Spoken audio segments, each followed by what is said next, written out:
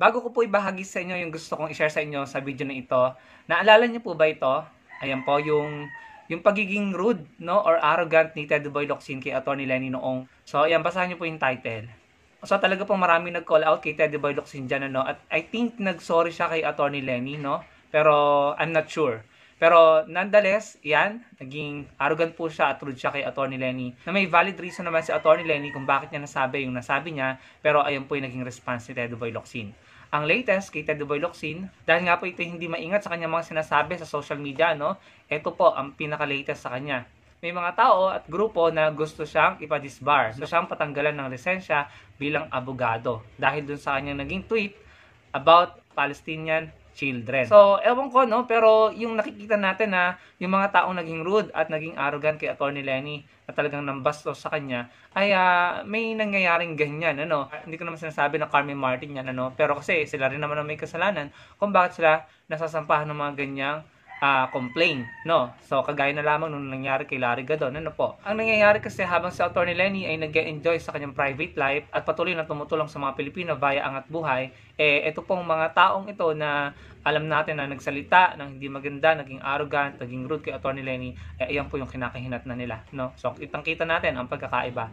Anyway, ito po yung gusto kong ibahagi sa inyo. Basahin nyo na lamang po. May mga salita ako dyan na inumit, no? Dahil medyo below the belt, baka po tayo magkaroon ng violation. Basahin nyo pong mabuti. Ayan. Ibinahagi ito ni Sa kanyang page, no? Ayan po yata yung sinasabi niya na nabasa niya na article about BBM ng Asian Week. Sabi dito sa post na ito, lagot si Bongbong Marcos. In the latest edition of Asia Week, the magazine draws from many inside sources the reason why Marcos Jr. made a 180-degree in Philippine foreign policy and turned against China. PBBM made the Faustian bargain with the Americans to reclaim 61 billion of FEM estate. At sa tingin ko, ito po yung reason, no, tong article na ito. Pwede nyo basahin yan. Yan ang article na yan kung bakit na-post ito ni Sa kanyang page. Ayan, no, tingnan nyo naman po. Ang bigat ng mga salitang binitawan dyan at ad hominem pa. Yung iba, no. So, yan yung reason siguro, in my opinion. Kasi, yan lang naman yung Asian Week article about kay BBM na pinaka-recent, no. Iba na to ibang usapan na to Parang para sa akin, black propaganda na to ng China laban kay BBM dahil si BBM nga po ay dumidikit sa USA at hindi yung pabor sa China. Hindi kagaya nung nakaraang administrasyon. No? So, I think yung hugot ng China dito ay gawa ng black propaganda, in my opinion, si BBM, no? Dahil nga hindi nila nagugustuhan ang polisiya ni BBM sa West Philippine Sea. Yun nga lang, yung vlogger na sumuporta sa kanya noon, sa akin palagi, isang reason kung bakit nanalo si BBM, nagkakaganito na, no? So, nagulat lang din ako na bakit ganyan na. No, hindi ko inaasahan kasi sila ito yung mga kilalang vlogger na talagang sumuporta kay BBM at naging reason kung bakit nanalo si BBM. Kung nanalo talaga, no? Kasi para sa akin hanggang ngayon may doubt pa rin ako dahil nga po dun sa claim ng Tian Trayo.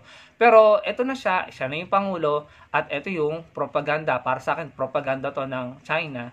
At eto naman ngayon yung vlogger na sumuporta kay BBM noon.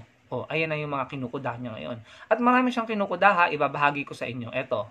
So, ito, sabi niya dito, sana bigyan tayo ng update ng mga BBM vloggers sa pangako ni BBM na 1 million public housing per year. Ilan na po natapos this year?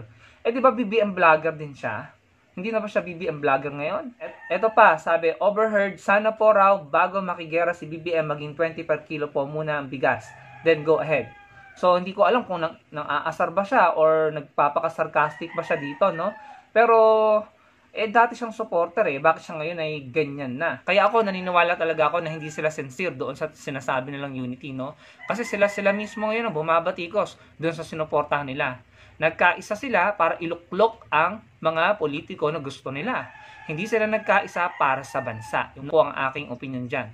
Unlike sa mga kakamping, nagkakaisa through voluntarism at pakikipagtulungan para sa bansa. Kasi kahit natalo tayo hanggang ngayon, meron tayong tinatawag na voluntarism through Angat Buhay. Nagbo-volunteer tayo para makatulong sa kapwa natin Pilipino. Ang mga ito, ano bang ginagawa ng mga ito? O sila na mismo nagbabanatan, sila mismo nagbabatikusan, no?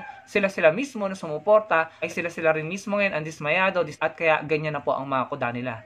And I think yung ganyang pagkakawatak-watak na sinasabi ni Liti na para sa akin ay pulpol, ito po ang naging resulta. Bumababa po, no? Ito po yung pinaka-latest, no? Sabi diyan, bumaba ng 6% ang performance ratings ni BBM at ito double digit ang ibinaba ng kay Inday Sara, 12% po. October 2023 performance ratings of top government official. Malaking pagbulusok po ng rating niya, no? So, ayan po ang resulta, no?